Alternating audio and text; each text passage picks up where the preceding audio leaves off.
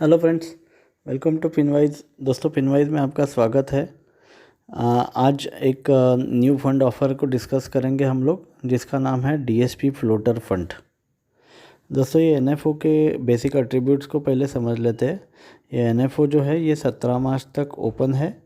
ये एनएफओ जो है ये एक डेब्ट फंड है, जिसके फंड मैनेजर है mister Saurabh Bhatia, DSP mutual fund से। ये इसका कैटेगराइजेशन जो है वो एक फ्लोटिंग रेट फंड करके ये कैटेगराइज हुआ है। और इसका सूटेबिलिटी पीरियड जो है ये जिन इन्वेस्टर्स को सूटेबल है वो उनके लिए है जिनका मॉडरेट रिस्क एपेटाइट है और जिनका होल्डिंग पीरियड कम से कम 1 साल से ज़्यादा है। दोस्तों, अभी समझ लेते हैं ये फंड के बेसिक्स को। इसमें क्या क्या की हाइलाइट्स है। जैसे कि हम देख सकते हैं कि ये जो फंड है ये अलग अलग रेट साइकिल्स में नेविगेट करने के लिए बना हुआ है। दोस्तों, जहाँ तक आप देखो कोई भी जो फंड है वो फंड के अगर डेट फंड में देखो तो 2 रिस्क रहती है। एक रिस्क रहती है डिफ़ॉल्ट रिस्क और दूसरी रिस्क रहती है इंटरेस्ट रेट सेंसिटिविटी रिस्क। तो फंड का जो ड्यूरेशन है, यानी जो एक एवरेज मैच्योरिटी ऑफ पेपर्स है, ये अगर ज़्यादा है तो इसमें इंटरेस्ट रेट का रिस्क काफ़ी ज़्यादा रहता है। अभी हम लोगों को पता है कोरोना के चलते जो इंटरेस्ट रेट जो है वो स्लैश होते होते बॉटम आउट हो गए हैं। अभी यहाँ से चांसेस है कि इंटरेस्ट रेट स्लाइटली ऊपर भी जा सकते हैं for a shorter period, short to medium term period. यदि ऐसा होता है तो जो डेट फंड की जो एनएवीज़ है वो एनएवीज़ आपको नीचे दिखेंगी, क्योंकि बॉन्ड मार्केट जिस इक्वेशन पे चलता है वो इक्वेशन है कि prices are inversely proportional to the yields.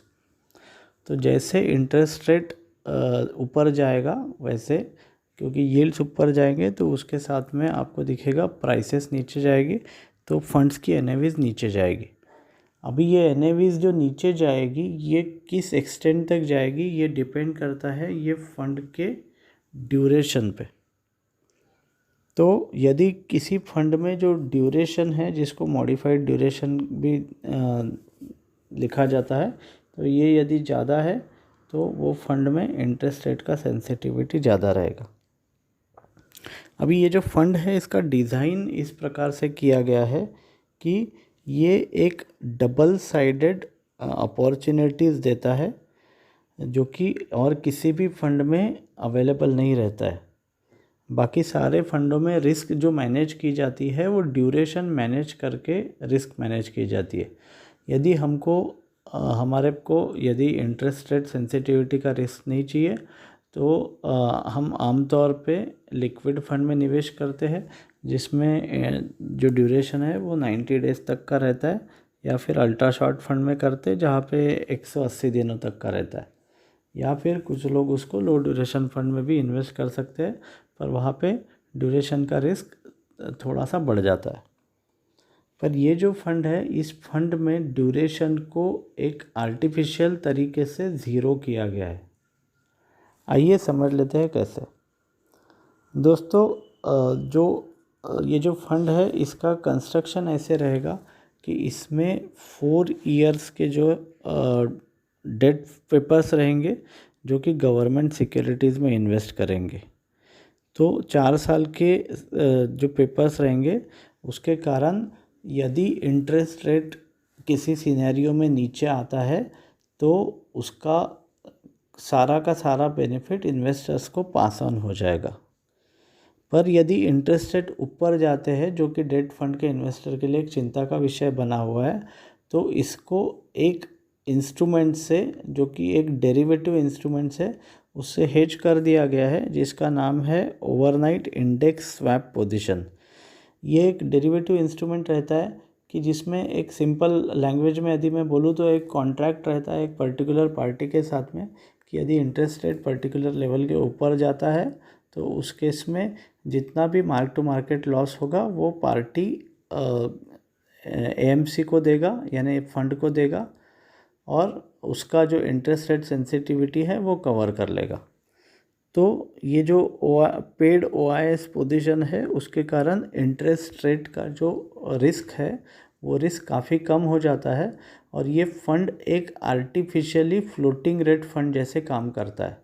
दोस्तों, इंडिया में फ्लोटिंग रेट फंड की या फ्लोटिंग रेट इंस्ट्रूमेंट उस मात्रा में अवेलेबल नहीं है जितने कि USA में या एडवांस्ड इकोनॉमीज़ में अवेलेबल है। तो इसको, ये जो फंड है इसको एक आर्टिफिशियल तरीके से फ्लोटिंग रेट इंस्ट्रूमेंट बनाया गया है।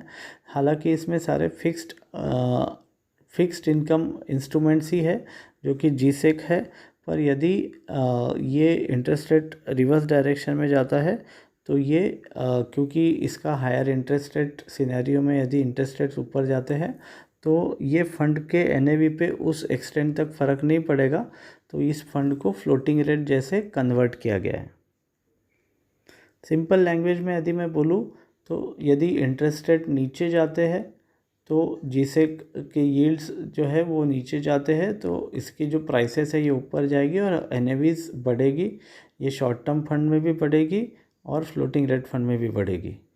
यदि इंटरेस्ट रेट ऊपर जाता है तो उस केस में बाकी सारे जो शॉर्ट टर्म फंड है या मीडियम ड्यूरेशन फंड है इनकी NAVs में आपको डाउनवर्ड करेक्शन देखने को मिलेगा जो कि एक मार्क टू मार्केट लॉस होगा। पर ये फंड में उस लॉस को हेज किया गया है। तो दोस्तों, ये जो सिनेरियो है ये सिनेरियो में ये फंड बहुत रेलेवेंट है और DSP ने इसके पहले भी जब जब NFOs लाए हैं तो बहुत ही अच्छा टाइमिंग करके लाया है उस समय के लिए। यदि उसका रेलेवेंस है तो ही NFO लाया हुआ है, नहीं तो नहीं लाया हुआ है। अभी इस फंड में का डिज़ाइन ऐसे है कि इसमें SDL यानी कि स्टेट डेवलपमेंट लोन्स या गवर्नमेंट सिक्योरिटीज़ में एक्सपोजर लिया गया है। तो इसमें जो क्रेडिट रिस्क है वो ना के बराबर है। ये फंड अक्रूवल और कैपिटल गेन स्ट्रेटेजी पे काम करता है। अक्रूवल सॉवरेन पोजीशन से आता है क्योंकि सॉवरेन पोजीशंस को फर्स्ट डे को ही ले लिया जाएगा और वो 4 साल के गवर्नमेंट सिक्योरिटीज़ को ख़रीद लिया जाएगा। दूसरा, ये जो फंड है ये बहुत ही इंटरेस्टिंग मेथड पे काम करता है जो कि एक रोल डाउन स्ट्रेटेजी है। दोस्तों, रोल डाउन स्ट्रेटेजी में क्या होता है कि हमको शुरू में ही पता रहता है, प्रेडिक्टेबिलिटी रहती है कि हमारा ड्यूरेशन कितना है और वो पर्टिकुलर ड्यूरेशन की पेपर्स लिए जाते हैं और जैसे जैसे समय बीतते जाता है वैसे फ़ंड का एवरेज ड्यूरेशन कम होते जाता है। बाकी जो फंड्स है वो फंड्स में as a strategy duration maintain किया जाता है। तो इसमें रोल डाउन नहीं रहता है, इसमें एक सिक्वेंशियल बाइंग किया जाता है। तो ये जो फंड है इसमें रोल डाउन स्ट्रेटजी को यूज़ किया है जिसके कारण एक प्रकार का इंटरेस्ट अक्रू होते जाएगा और यदि इंटरेस्ट रेट ऊपर जाते हैं तो उसके साथ होने वाले जो मार्क टू मार्केट लॉसेस है उसको OIS इंस्ट्रूमेंट से हेज कर दिया जाएगा। ये एक एक्टिव और पैसिव मैनेजमेंट का कॉम्बिनेशन है।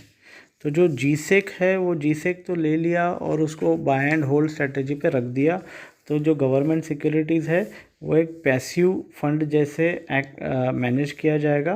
पर जो OIS है इसका उसको एक एक्टिव तरीके से मैनेज किया जाएगा क्योंकि इसका डिसीजन रहेगा कि फ्यूचर इंटरेस्ट रेट सिनेरियो कैसा है, उस बेसिस पे OIS के जो कॉन्ट्रैक्ट्स है उसको रिव्यू किया जाएगा। तो ये जो फंड है इसमें हमको लिक्विडिटी, प्रेडिक्टेबिलिटी, रिटर्न्स और लोअर वोलेटिलिटी, ये जो चारों चीज़ें जो एक डेट फंड से एक्सपेक्टेड रहती है ये सारी चीज़ें हमको मिलती है। और ये एक डिफरेंशिएटेड ऑफरिंग है क्योंकि ये जो 4 ईयर GSEC स्पेस में गवर्नमेंट सिक्योरिटीज़ के स्पेस में 1 से 4 साल के इसमें इस टाइप का फंड आज की डेट में मार्केट में अवेलेबल नहीं है। आइए दोस्तों, अभी समझते हैं ब्रीफली कि इसमें फ़ायदा किस प्रकार से हो सकता है, ऐसी कौन सी स्ट्रेटेजी है जिससे फ़ायदा हो सकता है। तो जैसे कि आप ये ग्राफ देख सकते हैं इसमें रैशनल क्लियरली दिया गया है। इसमें जो रेड लाइन है वो एक रेपो रेट दिखाती है जो कि हमारा एक रेफरेंस लाइन है और जो OIS 2 ईयर के जो यील्ड्स है ये यील्ड्स लगभग ये रेपो रेट के साथ ही मैच करते हुए आपको दिखेंगे रिसेंट फ्यू ईयर्स में। अभी जो ऊपर की लाइन है वो गवर्नमेंट सिक्योरिटीज़ का लाइन दिखाता है। तो गवर्नमेंट सिक्योरिटीज़ का जो लाइन है उसमें और जो रेफरेंस लाइन है OIS का जो ब्लू लाइन है इसमें हमको एक स्टेडीली गैप दिखता है जो कि रिसेंट फ्यू ईयर्स में काफ़ी बढ़ा हुआ है। जैसे कि आप देख सकते हैं येलो लाइन से इन दोनों यील्ड्स के बीच में एक गैप दिखाया हुआ है। टेक्निकल लैंग्वेज में इसको स्प्रेड बोला जाता है। तो spread between 4 year G-sec and 2 year OIS ये एक सिग्निफिकेंट डिफरेंस है जिस पे हम लोग एनकैश करने वाले हैं। दोस्तों, यदि इंटरेस्ट रेट साइकिल रिवर्स होता है तो जब ये इंटरेस्ट रेट साइकिल रिवर्स होकर इंटरेस्ट रेट ऊपर में चलना चालू हो जाएगा तो इसी के साथ में जो इसका जो डिफरेंस है जो कि काफ़ी ज़्यादा है, ये हिस्टोरिक वैल्यू के तरफ बढ़ेगा। इसका जो हिस्टोरिक वैल्यू रहता था ये 0.7 के आसपास रहता था और अभी का जो वैल्यू है ये 1.6 के आसपास है।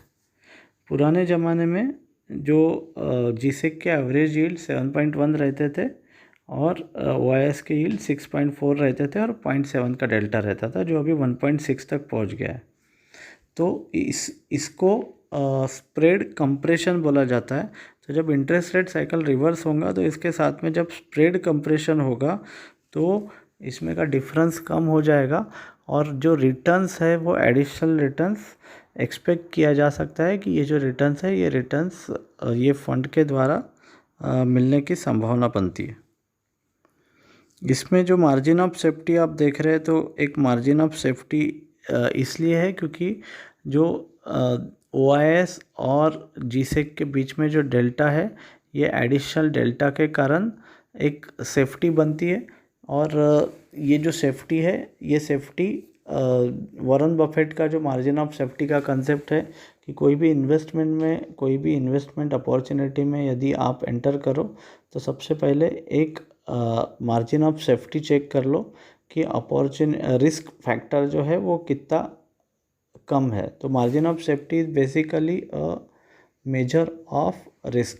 तो क्योंकि मार्जिन ऑफ सेफ्टी ज़्यादा है तो ये जो रिस्क है ये रिस्क काफ़ी कम है। अभी दोस्तों चलते हैं कि एग्जैक्टली इसमें अपॉर्चुनिटीज़ क्या क्या है, कौन से सिनेरियो में फंड आउट परफॉर्म कर सकता है। तो दोस्तों कोई भी ऐसा सिनेरियो यदि सिंपल वर्ड में समझे तो जहाँ पे जीसेक के यील्ड नीचे जाते हैं या OIS के यील्ड्स ऊपर जाते हैं तो उस सिनेरियो में ये फंड फ़ायदे में रहेगा। फॉर एग्ज़ाम्पल जो रेड लाइन है वो लाइन दिखाती है जीसेक के यील्ड। तो जीसेक का यदि फॉल होता है तो naturally mark to market prices में राइज मिलेगा और जो फंड में रिफ्लेक्ट होगा और उसकी NAVs बढ़ेगी। सिमिलरली यदि OIS के यील्ड ऊपर जाते हैं तो क्योंकि इसके साथ में नेचुरली जो इंटरेस्ट इन्वेस्टर को मिलेगा वो भी ऊपर जाएगा तो भी इन्वेस्टर का फ़ायदा होगा। यदि जीसेक के यील्ड जैसे 5वें सिनेरियो में बता गया है कि जीसेक के यील्ड यदि ऊपर जाते हैं तो इन्वेस्टर के पोर्टफोलियो में उसका निगेटिव इम्पैक्ट आएगा, पर इसी के साथ में यदि OIS के यील्ड जो कि बड़े ग्रीन लाइन में दिखाया गया है वो यदि ज़्यादा ऊपर जाते हैं तो एक नेट पॉजिटिव इम्पैक्ट देखने को मिलेगा और उसके कारण ये पांचों सिनेरियो में इसमें का कोई भी सिनेरियो यदि आता है तो इन्वेस्टर को फ़ायदा होगा। अभी कोई भी फंड में निवेश करते वक्त सिर्फ पॉजिटिव चीज़ देखना सही नहीं है, इसके साथ जोखिम भी समझ लेना सही है। तो नेगेटिव सिनेरियो में भी समझ लेते हैं कि व्हाट कैन गो रॉन्ग। तो दोस्तों यदि अगर जीसेक के यील्ड्स में कोई भी अंतर नहीं आता है या जीसेक के यील्ड्स ऊपर जाते हैं या सिग्निफिकेंटली ऊपर जाके जो OIS के यील्ड से जो भी बेनिफिट हो रहा है उसको यदि आउट परफॉर्म करते हैं तो उस केस में ये जो फंड है ये निगेटिव रिटर्न दे सकता है। जैसे फॉर एग्जांपल सैम्पल सिनेरियो 1 है कि जीसेक में कोई अंतर नहीं आया और OIS यील्ड्स अगर नीचे जाते हैं तो आउटराइटली ये जो फंड है ये निगेटिव रिटर्न देगा। एक और सिनेरियो है, जैसे सिनेरियो नंबर 4 देखते हैं, जीसेक के यील्ड तो नीचे चले गए, इंटरेस्ट रेट कट हो गया, उसके कारण प्राइसेस भी ऊपर जाने वाली थी और पता चला OIS के यील्ड्स भी नीचे आ गए। तो वो ज़्यादा प्रमाण में नीचे आने के कारण OIS का जो स्प्रेड था उससे जो यील्ड में बेनिफिट या लॉस हो रहा है वो जीसेक से जो फ़ायदा हो रहा है उससे ज़्यादा है। तो वो सिनेरियो में भी एक नेट नेगेटिव फंड में देखने को मिलेगा। पर इसके साथ ये भी समझ लेना पड़ेगा कि मैंने ऐसा कोई सिनेरियो यदि आ जाता है कि जिसमें स्प्रेड वाइडनिंग हो जाता है, कि गवर्नमेंट हायर बोरोइंग अनाउंस करती है और उसी के साथ आरबीआई हायर लिक्विडिटी लेके आता है, तो ऐसे सिनेरियो में ये फंड लॉस में जा सकता है। पर ऐसी सिनेरियो होने के चांसेस कम है, क्योंकि गवर्नमेंट ने ऑलरेडी बोरोइंग का अपना जो बजट है वो कोटा ऑलरेडी कंप्लीट कर लिया है। तो उसके कारण उसी के चलते ये जो स्प्रेड है यील्ड्स में का वो बढ़ चुका है। तो ये सिनेरियो होने के चांसेस कम है। हालांकि ये टिपिकल सिनेरियो में कुछ समय के लिए हमारे को निगेटिव रिटर्न भी देखने को मिल सकते हैं। दोस्तों अभी चलते हैं फाइनल स्लाइड की तरफ और समझ लेते हैं ये फ़ंड का कंस्ट्रक्शन कैसे होगा। जैसे कि मैंने आपको पहले बता दिया है कि ये फ़ंड जो है ये एक जीसेक और स्टेट डेवलपमेंट लोन्स का फ़ंड रहेगा, जिसका मैच्योरिटी फ़ंड मैनेजर 2 से 6 साल के बीच में रहेगा। रोल डाउन स्ट्रेटेजी पे ये फ़ंड काम करेगा, जिसका मतलब कि एक ही समय पे सारे पेपर्स लिए जाएंगे और उसको मैच्योरिटी तक होल्ड किया जाएगा। और उसके साथ ही एक पेड पोजीशन रहेगी ओवरनाइट इंडेक्स फंड्स में। तो ये जो फंड रहेगा इसका जो टाइम रहेगा वो 1 मंथ to 3 ईयर्स के बीच में रहेगा। ये जो स्टार्टिंग पॉइंट है इसका कंस्ट्रक्शन डिफाइन होगा spread difference between the two segment, क्योंकि इसमें की जो डिफरेंशियल स्प्रेड है या स्प्रेड डिफरेंस है उसके कारण फंड बेनिफिट लेने का अपॉर्चुनिटी देख रहा है। रीइंस्टेटमेंट ऑफ पोर्टफोलियो, ये रोल डाउन स्ट्रेटेजी कहीं ना कहीं पे रीसेट करके फिर से पोर्टफोलियो को रीस्टार्ट करना पड़ेगा। इसका डिसीजन स्प्रेड डिफरेंस के बेसिस पे होगा और इंटरेस्ट रेट की कौन सी साइकिल में हम लोग है उस पे होगा। अभी ड्राइवर्स ऑफ रिटर्न्स भी आप देख सकते हैं, थर्ड पॉइंट पे दिखाया गया है। हिस्टोरिकली जीसेक के जो यील्ड्स रहते थे 7.1 पे है और आज की डेट में ये 5.8 पे आ चुके। और जो जीसेक ओआईएस के यील्ड्स है जो कि 6.4 रहते थे आज की डेट में 4.2 पे आ चुके हैं। तो यदि हिस्टोरिक डेल्टा यदि आप देखें तो 7 माइनस 6.4 इस 0.7 का डेल्टा है और आज की डेट में ये जो डेल्टा बढ़ गया है, ये 5.8 माइनस 4.2 यानी 1.6 का डेल्टा बढ़ा हुआ है। तो ये जो डेल्टा है ये डेल्टा जब कंप्रेस होगा रिवर्सिंग इंटरेस्ट रेट साइकिल के साथ में, तो उसके कारण पोर्टफोलियो में काफ़ी सारा गेन होने की संभावना है। तो दोस्तों मैं इस फंड को एक बार फिर से समराइज़ कर देता हूँ। इसमें जो इन्वेस्टर्स को डेट मार्केट की आइडिया नहीं है उनको शायद ये जो ये है काफ़ी टेक्निकल लगा होगा, पर आप सिंपल वर्ड में समझ लीजिए। डेट फंड में फ़ायदा तब होता है जब इंटरेस्ट रेट नीचे जाता है। ऐसा कोई भी सिनेरियो आता है तो हमको फ़ायदा होगा। यदि इंटरेस्ट रेट ऊपर जाते हैं तो ऊपर जाने के बाद में जो लॉसेस बनने की संभावना है वो एक ओआईएस नाम के इंस्ट्रूमेंट से हेज की जा चुकी है। तो जिसके कारण इंटरेस्ट रेट्स यदि ऊपर जाते हैं तो होने वाले लॉसेस को मिनिमाइज़ किया जाएगा, जिसके कारण हम एक्सपेक्ट कर सकते हैं कि हमको नेट पॉजिटिव रिजल्ट मिलेगा।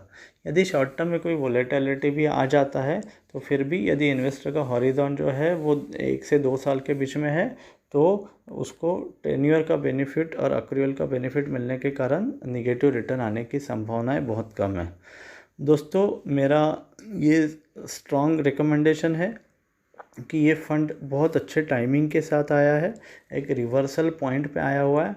तो आप इसको बिल्कुल कॉन्फिडेंटली आप ये फ़ंड में एक अच्छा, और पेपर क्वालिटी काफ़ी अच्छा है क्योंकि जीसेक्स का ये एक्सपोजर है, तो चिंता की कोई ज़रूरत नहीं है। इसको आप एक 2 साल का अवधि दिमाग में रखते हुए ये फ़ंड को आप ज़रूर एक्सपोजर लीजिए। इनफैक्ट यदि आपके पास में लॉन्ग ड्यूरेशन पेपर का एक्सपोजर ज़्यादा है, आप आपके एडवाइज़र के साथ बैठिए एक बार और आपका जो ड्यूरेशन पोर्टफोलियो है उसका ड्यूरेशन मिक्स निकाल लीजिए। और यदि आपका पोर्टफोलियो हाई ड्यूरेशन का है तो मेरी सलाह यही रहेगी कि उस पोर्टफोलियो को आप इस फंड में मूव कर दीजिए। ये फ़ंड का अपना ड्यूरेशन मेरे हिसाब से 4 साल तक का रहेगा और यदि इंटरेस्ट रेट नीचे भी जाता है तो आपको बेनिफिट होगा, और यदि इंटरेस्ट रेट ऊपर जाते हैं तो आपका जो डेट पोर्टफोलियो है वो ड्रॉडाउन से बच जाएगा। डीएसपी के जो एनएफओज़ है दोस्तों, आपने देखा होगा कि सारे एनएफओज़ ऑलमोस्ट सक्सेस रहे हैं। काफ़ी थॉटफुली एनएफओज़ लॉन्च किया जाता है डीएसपी म्यूचुअल फंड द्वारा। केवल एनएफओ लाने के लिए ये एएमसी को एनएफओज़ नहीं लाता है, तो उसका सही में ज़रूरत है तो ही लाता है। तो मेरा स्ट्रॉन्ग रिकमेंडेशन रहेगा कि ये जो एनएफओ है ये बाय है। यदि मेरे को अपना पैसा लगाना है तो मैं ज़रूर इस फंड में इन्वेस्ट करूँगा। मेरी आपको फिर से यही सलाह रहेगी कि कोई भी निवेश जो है वो अच्छे फंड से अच्छा पोर्टफोलियो नहीं बनता है, अच्छे मिक्स से अच्छा पोर्टफोलियो बनता है। तो आपके एडवाइज़र के साथ बैठ के आप आपका डेट पोर्टफोलियो रिव्यू कर लीजिए और उसके बाद ही निवेश का डिसीजन लीजिए। मेरा जो ये जो वीडियो है ये कोई निवेश की व्यक्तिगत सलाह नहीं है, ये जो मेरा एनालिसिस है। आपका जो डिसीजन है वो मेरे वीडियो पे डिपेंड नहीं कर सकता, वो आपके पोर्टफोलियो पे डिपेंड करता है। तो आप आपका पोर्टफोलियो एक बार प्रॉपरली रिव्यू करके उसके बाद में निवेश का डिसीजन ज़रूर ले सकते हैं। स्टैंड अलोन बेसिस पे यदि मैं बात करूँ तो ये फ़ंड जो है वो मेरे को अच्छा लगता है। Friends, thanks a lot for staying till the end. और एक नए कंसेप्ट के साथ, एक नए वीडियो के साथ फिर से मिलेंगे। तब तक के लिए गुड बाय, थैंक यू।